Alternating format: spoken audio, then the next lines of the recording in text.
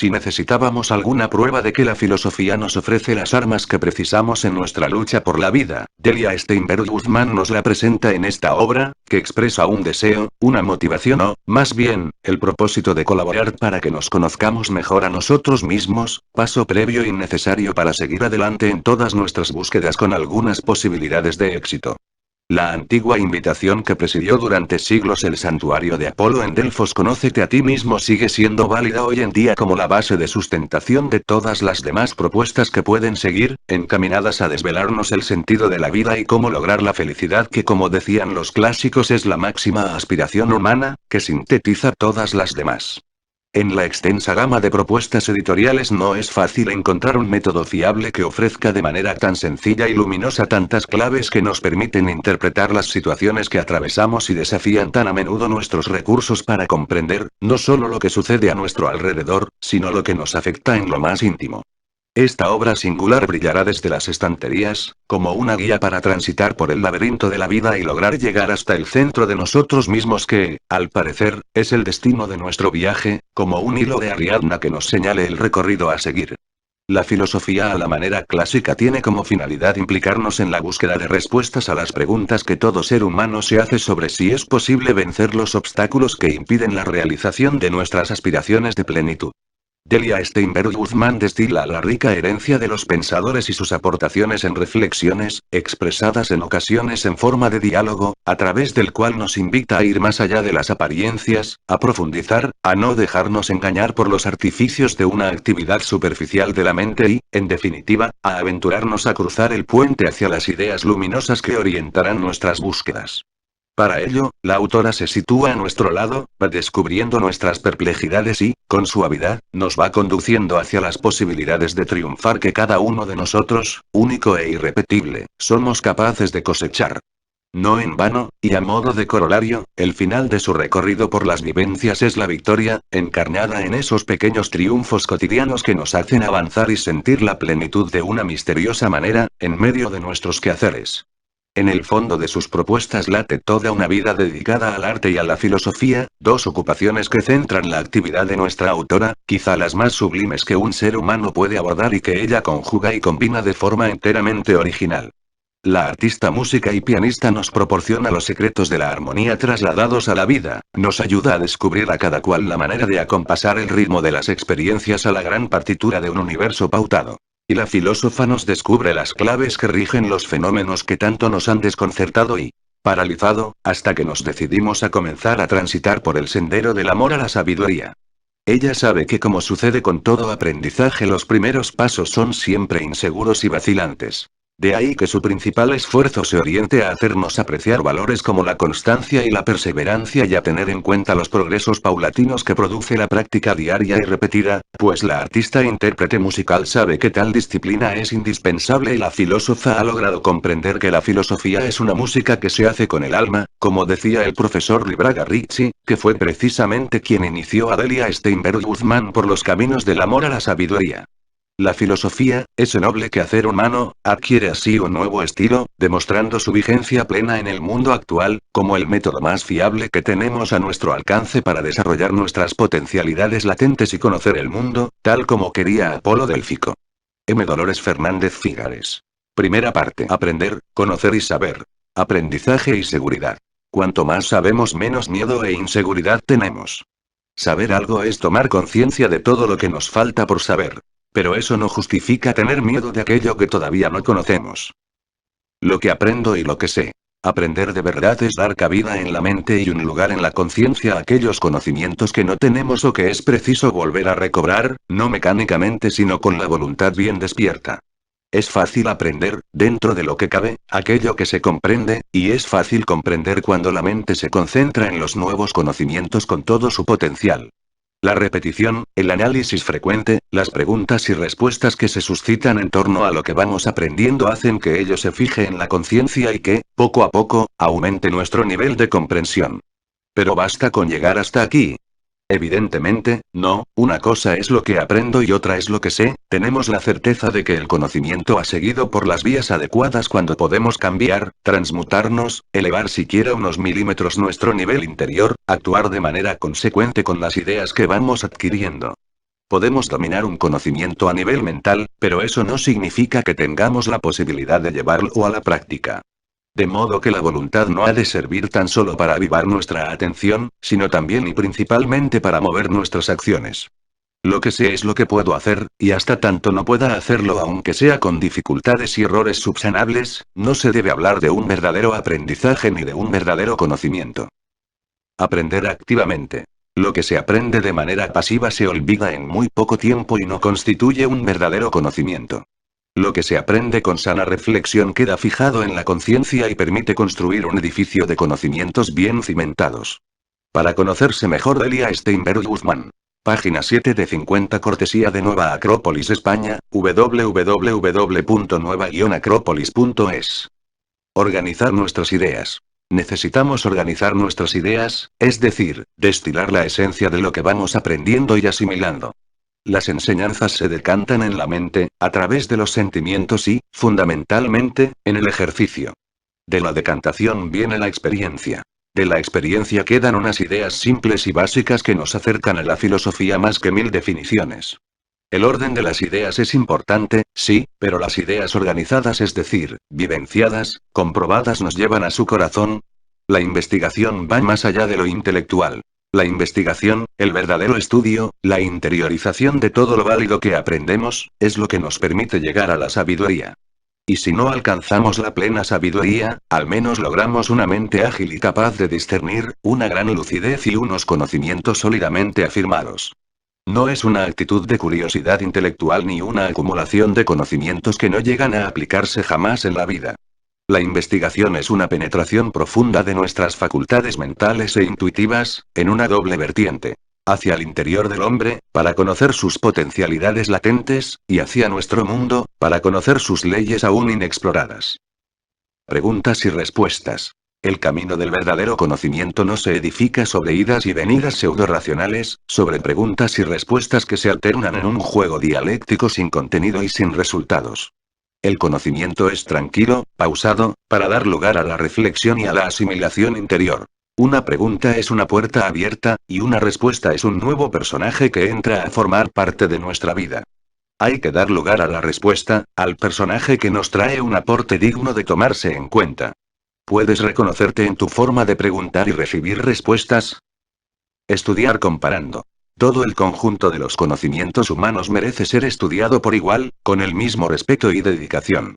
Es cierto que cada cual tendrá una particular disposición para una u otra rama del saber, pero ello no implica, como ahora parece hacerse, el desprecio por las otras. Queremos evitar castas y parcelas cerradas en él. Para conocerse mejor Delia Steinberg Guzmán. Página 8 de 50 cortesía de Nueva Acrópolis España, www.nueva-acrópolis.es. Mundo del conocimiento y favorecer la misma fraternidad que buscamos entre los hombres. Después de todo, los conocimientos y su expresión son la obra y el legado de los hombres, de todos los hombres. El estudio comparativo nos llevará paulatinamente a poder descifrar los tesoros que encierra nuestro mundo circundante. La invitación al estudio comparativo de todas las ramas del saber es una afirmación de la necesidad de investigar nuestro mundo, de penetrar en las ciencias, las artes, las filosofías, religiones y formas políticas, sin enfrentamientos. Hace falta un vínculo de unión que demuestre las raíces comunes que acercan la búsqueda del conocimiento desde cualquiera de sus ángulos. La lectura, una necesidad para el alma.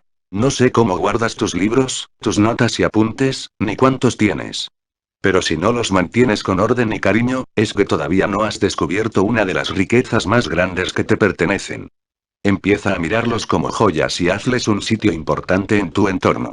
No los maltrates, no los rompas ni tampoco los dejes tan nuevos que añoren el roce de tus manos, el paso de tu lápiz o la caricia de tus ojos calando en profundidad. Esfuérzate por ver en ellos a seres vivos, porque las palabras allí escritas no son solo signos sin significado. Son voces vivientes que recuperan su energía en la medida en que tú pones el alma en la lectura. Si lees con los ojos del corazón, las verdades estáticas de las líneas y las páginas se volverán seres inteligentes que acudirán a tu lado para ayudarte cada vez que lo necesites.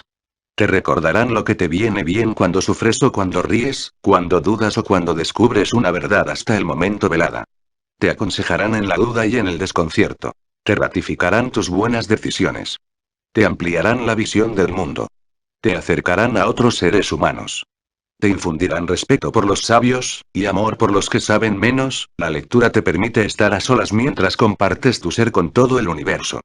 Te enseña a concentrarte sin esfuerzo, con la naturalidad del que habla con un viejo amigo. Reafirma la memoria y restablece el recuerdo. Ajusta la disciplina y desarrolla el arte. Te da el sentido del orden y el vuelo de la poesía. Hace de los símbolos gráficos un mundo de pequeñas criaturas que conviven dentro de ti y salen fuera de ti como voces sonoras, como pequeña sabiduría tuya y de todos. Conocerse a sí mismo. Lo fácil y lo difícil. Hablamos de trabajos difíciles, de materias difíciles, de situaciones psicológicas difíciles, de actuaciones o circunstancias difíciles, de personas difíciles, de épocas difíciles. La lista sería inacabable y no pretendemos completarla ni dar una solución para cada uno de los casos en tan pocas líneas. Queremos, en cambio, llamar la atención sobre la posición interior de quien debe enfrentarse con lo difícil. Casi todos reconocen que hay cosas fáciles. Generalmente, son las que hacen los demás y unas pocas que cumplen satisfactoriamente cada uno de los afectados. No sé por qué la mayoría de la gente piensa que los demás, las no grullas del mito platónico, tienen cosas fáciles que hacer, y que la vida acumula las dificultades sobre uno y no sobre ellos. Será, tal vez, porque la mayoría de la gente no sabe ponerse de verdad en el lugar de los demás. Por otra parte, cada cual sabe que, ante ciertas situaciones, puede salir airosamente del paso. Cada cual sabe que tiene capacidad para hacer bien o muy bien algunas tareas. Junto a estas, se juntan otras muchísimas que se ven como irresolubles, como metas inalcanzables. Pensemos un poco. Lo fácil en sí no existe. Si preguntáramos, uno por uno, qué es lo que considera fácil, todos responderían de manera diferente. Existe lo que sabemos y podemos hacer y lo que ni sabemos ni podemos hacer. Lo fácil es lo ya aprendido, lo que ya se ha dominado y se realiza con soltura. ¿Cuándo, dónde y cómo lo hemos aprendido? Lo cierto es que lo aprendido y lo asimilado se refleja como una cierta facilidad para actuar en la vida. Del mismo modo, lo difícil en sí no existe. Depende de la persona y de su saber acumulado. Lo que no se conoce, lo que se presenta como algo nuevo, tiene la máscara de lo difícil. Es probable que, por no saber resolver la situación, se siga llamando difícil durante muchos años a una misma cosa, que ya no es tan desconocida ni nueva, sino repetitiva y temida. La experiencia del miedo y del temor a lo nuevo no es la que nos lleva a superar lo difícil. Precisamente, para evitar las dificultades, hay que evitar todo atisbo de temor. Es natural que la vida esté repleta de cosas difíciles.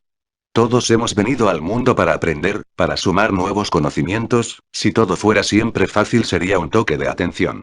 O nos hemos estancado en lo que ya sabíamos, o nos hemos vuelto inconscientes como para no reconocer los nuevos escalones. Lo difícil es lo que nos pone frente a lo que nos corresponde adquirir en este momento, a lo que pareciendo una dura prueba es, sin embargo, el ejercicio indispensable para que las experiencias se abran paso en la conciencia.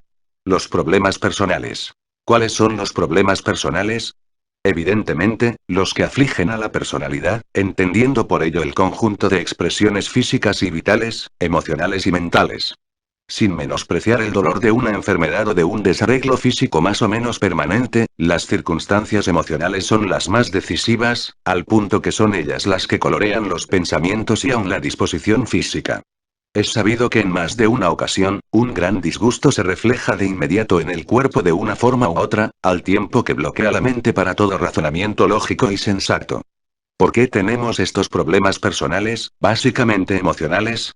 Por falta de conocimiento de los propios resortes emotivos y, por consiguiente, por imposibilidad de resolver las situaciones conflictivas que se presentan. A todos los humanos que vivimos en este mundo, por una u otra cuestión, se nos presentan dificultades. Es algo lógico si coincidimos con los filósofos clásicos en que la vida se encarga de enseñarnos a vivir. Y no es un juego de palabras.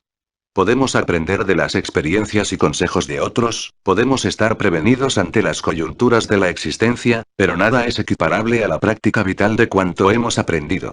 La vida nos enseña día a día, y es bueno reconocerla como maestra más que como enemiga.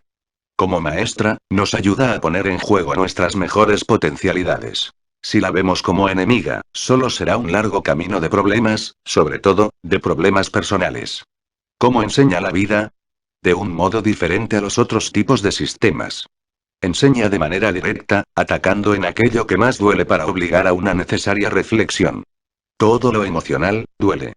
Aunque en algunos momentos las emociones pueden convertirse en motivo de alegría y felicidad, son mucho más numerosos y contundentes los momentos de disgusto, miedo, desesperación, indecisión, impotencia. Podríamos hacer una lista inagotable de problemas, pero baste con algunos que casi todos conocemos. Están los problemas naturales de supervivencia, la lucha por ganarse la vida de una forma más o menos digna, y más o menos de acuerdo con nuestras vocaciones y disposiciones, con nuestros estudios o preparación. Están los problemas de estudio y formación, ya que no siempre se dan las posibilidades para acceder a ellos. O se sueña con estudiar para abrirse camino en lo económico para descubrir, años después, que no era tan fácil como parecía al principio. Están los problemas familiares, ya que no siempre hay un claro entendimiento entre los que componen este núcleo. Están los problemas existenciales, toda vez que algunas personas se preocupan por el destino, por el ser interior, por el universo en que nos hallamos y por miles de porqués acerca de nuestra posición individual y colectiva en el mundo. Y, sobre todo, están los problemas sentimentales cuando no hay una buena relación con otras personas y cuando no se perfilan amores y amistades satisfactorios.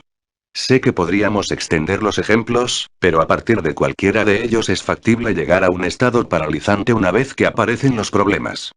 Por lo general, la actitud ante el problema es buscar soluciones fáciles y rápidas que no impliquen la propia voluntad. Se recurre a gente conocida, se pide ayuda a unos y a otros, el problema ha bloqueado a quien busca la solución fuera de sí y, sobre todo, al que parte del principio de la injusticia de la vida que le somete a tales infortunios. La emoción negativa gana terreno, las ideas se vuelven cada vez más confusas, el organismo empieza a reflejar la angustia y el problema asume entonces la dimensión de una montaña infranqueable. Solo queda el dolor, la desesperación, la irritabilidad, la agresión contra los demás por la parte de culpa que pudieran tener, en fin, un pozo inmenso que se vuelve más y más profundo y del que es cada vez más difícil salir. Desde abajo, desde el hundimiento psicológico, no se puede ver la luz. El dolor se va rumiando minuto a minuto y no cabe más que esa pasión obsesiva. Las soluciones deben venir entonces, y por lógica, desde arriba. Es necesario elevarse por encima del problema y de la pena para encontrar una respuesta. Si sabemos que la raíz de la dificultad está en el plano afectivo, hay que trabajar con la energía mental para superar la atmósfera emocional negativa. Puede parecer difícil en principio, pero todo es difícil hasta que no se prueba por primera vez. Hay que hacer el esfuerzo de subir un escalón, de pasar por encima de las nubes y llegar a la claridad del propio entendimiento. No todos somos sabios, es verdad, pero todos tenemos un cúmulo de experiencias más o menos importantes como para buscar respuestas factibles al mal que nos aqueja. Hay que poder llegar hasta nuestro rincón de soluciones. Algunas resultarán inservibles, otras discretamente válidas, y no faltarán las francamente buenas. Probando y probando, con buena voluntad y sin la ansiedad de la emotividad distorsionante, se adquieren nuevas experiencias que serán útiles para siguientes ocasiones. Tú no eres solamente un manojo de emociones o pasiones. También tienes inteligencia para observarte a ti mismo desde afuera y trazar tu propio camino. Dificultades y voluntad. ¿Cuáles son las características que distinguen la vida humana en su devenir? Dificultades y voluntad. Dificultades como pruebas en el camino, como pasos nuevos a dar cada vez que tropezamos con una nueva enseñanza de la vida. Sin dificultades, nos quedaríamos estáticos en el mismo lugar, sin evolucionar, voluntad como despertar de la conciencia, que nos lleva a realizar cuanto nos propongamos si tenemos las ideas claras, si las finalidades son nobles, si sabemos mantener la continuidad en nuestras acciones. La voluntad es la meta que se conquista cuando se superan las dificultades con valor e inteligencia. Encontrar el propio modelo de desarrollo. Los seres vivos siguen una ley natural de desarrollo, que se manifiesta como crecimiento, expansión, apertura, elevación y otras varias características según los casos. Los humanos no estamos fuera de esa ley. Al contrario, tenemos la capacidad de percibirla, y cuando no la percibimos claramente, actuamos por impulso, intentando desarrollarnos allí donde se encuentra nuestro ámbito habitual de acción. Si pudiéramos retomar nuestra verdadera velocidad, nuestro ritmo, encontraríamos nuestro modelo de desarrollo. Querríamos más, pero de aquello que nos hace más grandes y mejores. Nuestros esfuerzos se dirigirían a potenciar lo que determina nuestra condición humana. Se trata de encontrar la medida de lo que nos corresponde y nos dignifica. Se trata de ser más, antes de querer tener más. Saber quiénes somos. La evolución pasa por el indispensable reconocimiento de sí mismo. Conocerse es saber de verdad quiénes somos y con qué elementos contamos para emprender nuestra propia conquista. ¿Cuáles son nuestras virtudes? ¿Cuáles son nuestros defectos? ¿Cómo compensar nuestros defectos con nuestras virtudes? ¿Cómo erradicar la monotonía del ejercicio repetitivo? ¿Cómo llegar a entender a los que nos rodean sin caer en una actitud cómoda, displicente, que todo lo encuentra bien con tal de no discutir? ¿Cómo comprender y perdonar, sin dejar de ser fuerte y generoso? ¿Cómo aplicar las correcciones en uno mismo antes que en los demás? ¿Compararse? ¿Con quién? Todos utilizamos las comparaciones como elemento de apoyo. Todos necesitamos analizar las diferencias o las semejanzas que existen entre las personas o las cosas, o los hechos para tener una cierta medida de lo que somos o de lo que hacemos. Sin embargo, debemos cuidar cómo y con quién nos comparamos, pues si no tenemos un punto válido de referencia, corremos el riesgo de perder el eje de sustentación. Compararse con uno mismo es hacer un balance corrector. Las comparaciones, si se usan, han de ser siempre motores que nos impulsen hacia adelante, hacia lo superior, y nunca un motivo de desánimo o de falso orgullo. Crecer en edad. Crecer en vivencias. Todos estamos acostumbrados a festejar el aniversario de nuestro nacimiento, año tras año. Cuando niños, un cumpleaños es un impulso para crecer y ganar un sitio entre los mayores. Cuando jóvenes, es una promesa de futuro. Cuando avanza la madurez, es un día de reflexión.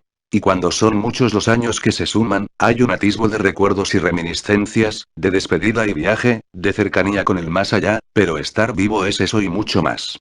Es tener conciencia de lo que supone estar en el mundo, de lo que somos capaces de hacer y del beneficio general en que puede redundar nuestra acción. Un niño, un adolescente, apenas se entienden con su conciencia y no siempre atinan a responder a las exigencias de su yo interior. Un joven empieza a estar vivo cuando siente que ha vuelto a nacer por segunda vez y que algo se ha despertado en él con tanta fuerza como para traspasar barreras y horadar el tiempo. Se hace dueño de una energía que ya no se medirá en años y en arrugas, sino en voluntad y en hechos, en sabiduría y experiencia. Precisamente, la oportunidad de aumentar nuestros conocimientos, de sumar experiencias válidas, de trabajar no solo por y para uno mismo sino por y para los demás, es índice de esa vivencia interior. Sin temor a la muerte. Sabemos que la muerte ha de llegar en algún momento. Y no solo lo sabemos, sino que lo constatamos diariamente con la desaparición física de cientos, de miles de personas, unas más cercanas y otras diluidas en la lejanía de una información que nos aporta un periódico o una imagen de televisión. La gran prueba se presenta cuando la muerte nos toca directamente, a los que consideramos parte de nuestras vidas, o a nuestra propia persona. Entonces es posible que todo el esquema de bien montadas ideas y argumentos se venga abajo ante la impotencia, la desolación, la inquietud, el desamparo frente a una fuerza de la naturaleza contra la que nada podemos, ni nosotros ni los expertos en curar enfermos o heridos. Este es el momento de revisar quiénes somos, lo que pensamos de verdad, lo que sentimos. Es el momento de valorar nuestras actitudes, nuestras reacciones. Es el momento de dialogar a solas y serenamente con nuestro yo interior y razonar junto a él. ¿Por qué llamamos vida solamente a la que se expresa en los cuerpos materiales? ¿Y qué hay de nuestros sentimientos, de nuestros ideales, de nuestros sueños, de nuestras intuiciones? ¿Acaso eso no es vida? Ante el temor, se nubla el entendimiento, y es posible que lleguemos a preguntarnos. ¿Pero quién me asegura que sueños, ideas, sentimientos, no desaparecen igual que el cuerpo físico? Volvamos a recordar. ¿Desaparece todo esto cuando nuestro cuerpo dormido sueña por las noches? No, al contrario, continuamos igual o más vivos todavía, hablando con unos y otros, desplazándonos de un sitio a otro, gozando y sufriendo como siempre, anhelando cosas como siempre, sintiéndonos nosotros mismos como siempre. Entonces, ¿por qué habría de barrerlas la muerte, que es tan solo un sueño más profundo y largo? Ante el temor, creemos que vamos a perder el contacto con lo que amamos, sean personas, aspiraciones, ideales, proyectos. ¿Por qué? ¿Acaso nuestros lazos de unión con ideas y gentes están establecidos únicamente por la materia? ¿Nunca nos hemos sentido cerca de alguien querido a pesar de la distancia? ¿Nunca hemos elaborado poderosos castillos en el plano de las ideas con nuestros mejores deseos, sin tener materiales físicos al alcance? Y entonces, ¿por qué no seguir manteniendo lazos estables con los que se van o con los que se quedan? ¿Por qué un largo estado de sueño habrá de hacernos perder aquello que se introdujo fuertemente en nuestras existencias, afectando no solo al cuerpo sino a la totalidad de nuestro yo? Ante el temor, dudamos de que los muertos puedan encontrar un buen camino en el más allá, sobre todo si son nuestros muertos queridos o si nos toca emprender el viaje a nosotros mismos. ¿Por qué? ¿Acaso no hubo una o varias personas que nos han ayudado a nacer? Y si alguien nos cuidó cuando llegamos a este plano de la vida, ¿por qué habría de faltar ese apoyo o más todavía al abordar ese otro aspecto de la vida que llamamos muerte? Si conformamos familias más o menos bien avenidas de este lado de las cosas, ¿por qué no habríamos de tener familiares y amigos y más aún si ya los hemos conocido en el otro lado? Superar el dolor. Para abordar este estado del alma que suele ser el desgraciado compañero que nubla muchas horas de nuestras vidas, tomaremos como base las premisas del budismo, si bien las trataremos desde nuestra posición actual, que no es demasiado diferente de la de los hombres de otras épocas. Señalan estas enseñanzas que el sendero que conduce a la liberación humana pasa por la comprensión de cuatro verdades: la existencia del dolor, la causa del dolor, la cesación del dolor y la vía que produce la cesación del dolor. La existencia del dolor y las causas del dolor. Desde que entramos a la vida, el dolor aparece de muchas formas. El dolor es siempre una pérdida. Para el cuerpo puede ser la pérdida de la salud, y ese desequilibrio físico se traduce en diversos tipos de dolor, que atrapan la atención y la conciencia en general. Para la psiquis el dolor se fundamenta en la pérdida de un sentimiento, tanto el que profesamos como, sobre todo, los que recibimos de otras personas. En fin, que nos dejen de querer, con lo cual nosotros también dejamos de querer. Puede ser la pérdida de confianza en algo o en alguien. O la pérdida de esperanzas puestas en proyectos que no llegan a cumplirse. O la pérdida de seguridad en uno mismo, que se expresa como miedo para enfrentar situaciones difíciles y aún sencillas. O el dolor que produce la pérdida de bienes apreciados o de personas queridas. Y, en total, todas aquellas emociones que reflejan la pérdida de algo que se creía poseer, o la pérdida de algo que se esperaba poseer. Para la mente el dolor viene de la incomprensión. Cuando la mente se cierra, se bloquea y no comprende el sentido de las circunstancias, sufre. Cuando la mente no tiene medios para comprender las razones de la vida, sufre. También produce dolor comprobar que íbamos tras ideas equivocadas, o que actuábamos según criterios erróneos. O descubrir que teníamos una falsa imagen de nosotros mismos, y que no éramos en realidad tal como soñábamos ser. La cesación del dolor. Es probable que el dolor no cese nunca del todo, porque estamos en un camino de evolución progresiva. Lo que podemos hacer es comenzar por reducir las causas que nos producen dolor. Para ello necesitamos ver las cosas de una manera serena, inteligente y objetiva. Vernos a nosotros mismos desde lejos para apreciar las realidades que, de otra forma, nos absorben tanto que nos ciegan para darles nombre y definición. Como segundo paso, hay que buscar soluciones para resolver los motivos que nos llevaron al dolor. Todo tiene una solución más o menos buena. Pero si no hay voluntad para buscar, y menos aún para aplicarla o las soluciones, el dolor persistirá. Y no solamente persistirá, sino que nos hará culpar a factores externos de aquello que no nos atrevemos a enfrentar. El dolor no se va, hay que alejarlo. El dolor no se olvida. Se transforma en una experiencia objetiva que nos enriquece. El dolor asumido y puesto en vías de resolución, es un seguro para no volver a caer en las mismas causas que le dieron nacimiento. Las vías para la cesación del dolor. Las rectas opiniones. Un trabajo diario para salir de la ignorancia y llegar paulatinamente a la sabiduría, tal como lo que aconsejaba a sí mismo el sabio Platón. Nuestras opiniones serán cada vez más rectas cuanto más nos alejemos de la subjetividad, del orgullo de nuestras creencias consideradas como superiores a otras, del deseo de tener siempre razón. Las rectas intenciones. En pocas palabras, reemplazar el egoísmo por la generosidad. Las rectas acciones. Serán la consecuencia lógica de unas opiniones o conceptos correctos, y de unas intenciones generosas. A lo que hay que agregar la voluntad de actuar. Las rectas palabras. Nos obligan a pensar antes de abrir la boca. En lugar de decir lo primero que provocan las emociones, debemos calcular el efecto que pueden producir nuestras palabras. Hay que tener bien claro si queremos comunicarnos con la gente o simplemente queremos discutir y llenar el silencio con voces huecas. Los rectos medios de vida. Implican una moral de conducta. Todos debemos trabajar para vivir, pero hay trabajos que carecen de dignidad. No nos referimos a los trabajos humildes, sino a aquellos otros que atacan la dignidad humana bajo las mil caras de la corrupción. El recto esfuerzo. Consiste en usar nuestras energías sin dilapidarlas, pero también sin avaricia. Quien se esfuerza por dar y hacer al máximo, extiende los límites de su capacidad. Cuanto más se esfuerza, más puede. La recta atención. La atención es el más alto poder de la conciencia, y si está bien dirigida, es más fuerte todavía. La recta concentración. Consiste en estar la mayor parte del día en el eje de nuestra conciencia, eliminando paulatinamente sus oscilaciones emocionales y mentales. ¿Qué hacer mientras tratamos de superar el dolor? Sabemos que por buenos que sean estos consejos, no se pueden aplicar de inmediato, y que tampoco los resultados se obtienen de inmediato. No paralizarse por eso. No esperar a que el dolor desaparezca del todo para continuar con nuestras acciones o emprender otras nuevas y mejores. Hay que saber caminar con el dolor de la mano. No caer en la impaciencia.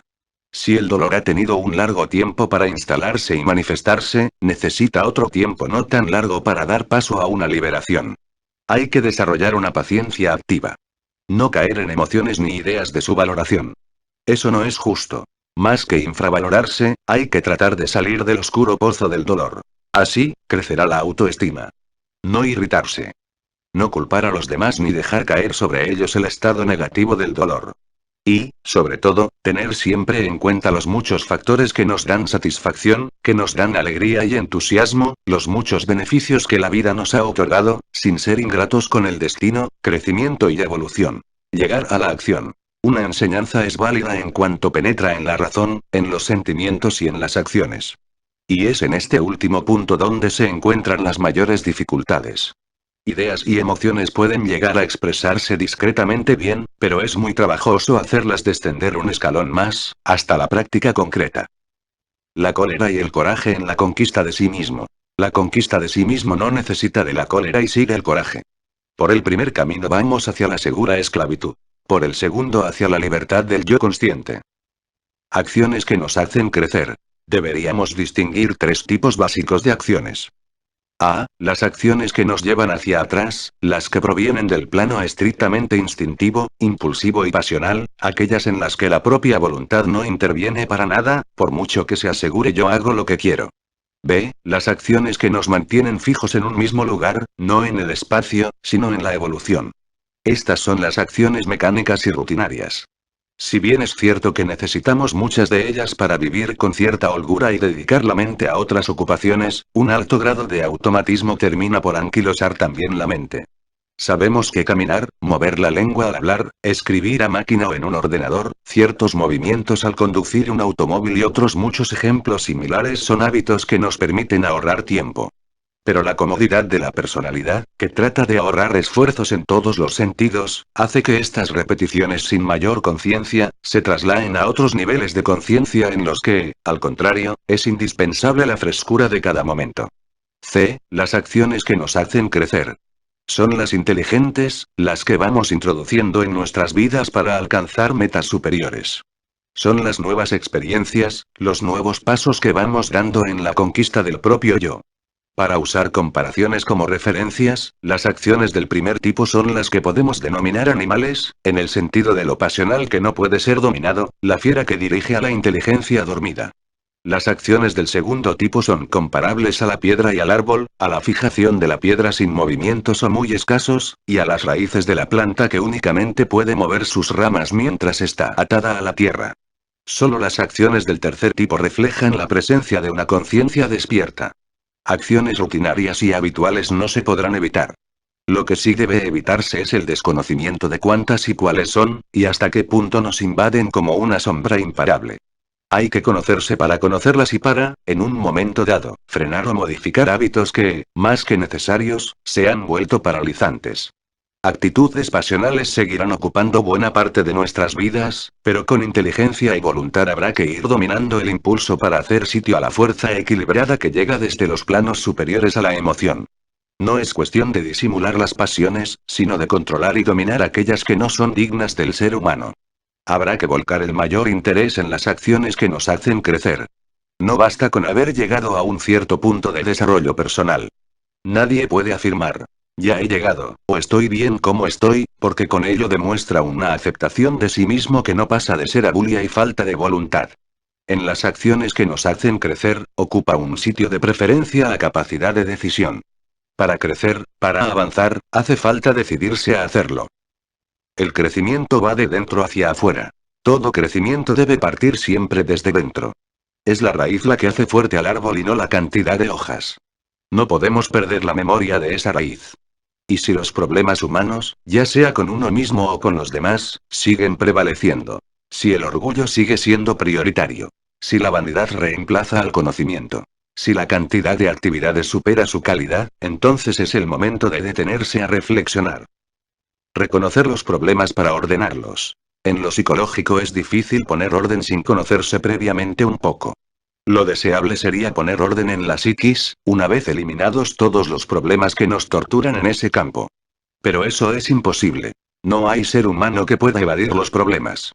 Así, la cuestión consiste en poner orden con los problemas a cuestas, ordenarlos también a ellos. Por eso decíamos que es necesario conocerse un poco, saber qué nos preocupa, qué nos duele, qué es lo que más nos eleva. Una vez conocidas y ordenadas nuestras vivencias psíquicas, será más fácil soportar incluso los problemas, puesto que cada cual se halla en su sitio. Y otro factor beneficioso es que, ordenados los problemas, es más sencillo resolverlos. De nada sirve imaginar soluciones para aquello que no conocemos, ni sabemos cómo ni por qué existe. El mundo mental requiere su parte de orden. Las ideas deben ser claras. Todo lo que vamos aprendiendo se colocará en su lugar apropiado, y así cabrá la posibilidad de adquirir nuevos conocimientos y acomodar nuevas ideas. No hace falta mucho ni complejo.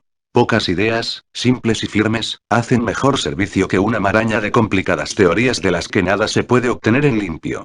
Las dudas hacen aquí las veces de los problemas psicológicos. Hay que localizarlas, reconocerlas y tratar de limarlas poco a poco en base a las otras ideas fuertes que se poseen. Potenciar la conciencia mediante la atención. Son muy variadas las definiciones que podemos aplicar a la conciencia. Y por muchas que sean, nunca serán suficientes para agotar la riqueza de este campo fundamental en el que se producen todas las actividades de nuestra psiquis y nuestra mente. La conciencia es ese amplio escenario en el que se expresa toda la diversidad de emociones, sentimientos, razones, pensamientos.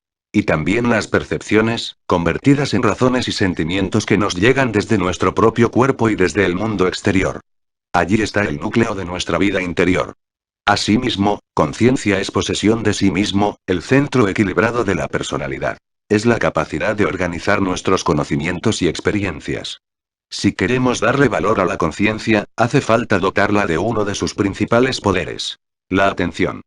La conciencia en sí misma está plena de posibilidades, pero para hacer de esas posibilidades hechos útiles y objetivos, hace falta entrar en la conciencia con la luz de la atención.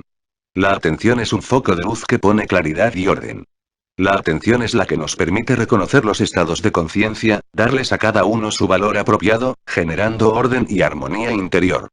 Por eso, la atención es el poder de la conciencia. Es su fuerza iluminadora, su potencia ordenadora, su centro y síntesis. Destaca lo fundamental y difumina lo accesorio. Fija las ideas, da duración a los sentimientos y ayuda a reconocer los amigos y los enemigos del alma y del cuerpo. Conciencia para recapacitar. La conciencia activa obliga a recapacitar sobre muchos aspectos de la existencia que antes parecían no tener ninguna importancia. La atención voluntaria. Dejando de lado la atención espontánea o subconsciente que despierta involuntariamente ante situaciones inesperadas, o que responde a nuestros gustos personales, hay otro tipo de atención más auténtica. La atención voluntaria. Es el hecho de ejercer con nuestra propia voluntad la necesaria clarificación que ilumina y amplía la conciencia. La atención voluntaria es como un gran foco de luz que barre los rincones oscuros de la conciencia, que pone orden y claridad en su contenido y que nos permite conocernos mejor a nosotros mismos para conocer mejor el universo. Es poner especial cuidado en todas las cosas. En las personas, en los objetos y bienes que nos han sido encomendados, en lo que decimos, en lo que hacemos. Es una inteligente capacidad de selección dirigida a las vivencias exteriores e interiores más aptas para nuestro crecimiento. La atención es una muestra de cortesía, de respeto. Solo el que va por la vida con los ojos del alma bien abiertos sabe relacionarse con todos los seres vivos. Y sabe demostrar esa saludable cortesía, que no es el fruto de un frío formalismo, sino la reacción natural del ser en presencia de otros seres. La atención es una forma de prolongar la vida. A mayor atención, a mayor cantidad de acciones válidas, la vida se prolonga dentro de los mismos plazos de tiempo, ya que cada instante adquiere una dimensión especial. Concentración. Buscar el propio centro. Concentración consiste en reunir, unificar en un punto lo que habitualmente está separado o disperso. La psicología presenta la concentración como una de las facultades principales de la conciencia, de tal modo que conciencia y concentración se utilizan como sinónimos conceptuales en múltiples ocasiones. Efectivamente, es así. La conciencia suele dispersarse y correr detrás de los más variados estímulos, cuando no se queda simplemente en blanco sin necesidad de ser expertos en prácticas de meditación. Y a continuación viene nuestro esfuerzo para conseguir esa agrupación de elementos dispersos cada vez que necesitamos trabajar en algo importante. Tal vez, aquí reside uno de los puntos más conflictivos para nuestra capacidad de concentración. Creer que solamente algunas tareas requieren concentración. Otras, las menos significativas, se dejan libradas a lo que la conciencia quiera y pueda. Si la concentración es una facultad de la conciencia, deberíamos ejercitarla en todo momento y en toda actividad. ¿Que eso parece difícil y tedioso a primera vista? Falso también. Nada hace la vida tan interesante como concentrarse en cualquier labor y